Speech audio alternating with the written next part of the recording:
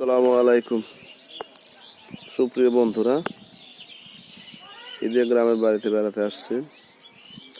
একটা জিনিস দেখানোর জন্য আর কি আমি ভিডিওটা করলাম। সেটা হলো, আমি যে জায়গাতে আছি বর্তমানে, এই জায়গা থেকে গ্রামীণ ফোনের টাওয়ারটা আহামরি বেশি দূরে না, হয়তো হালকা জুম করলে বুঝতে পারবেন। এই হচ্ছে গ্রামীণ ফোনের টাওয়ার। অথচ আমি যেখানে দাঁড়িয়ে আছি এইখানে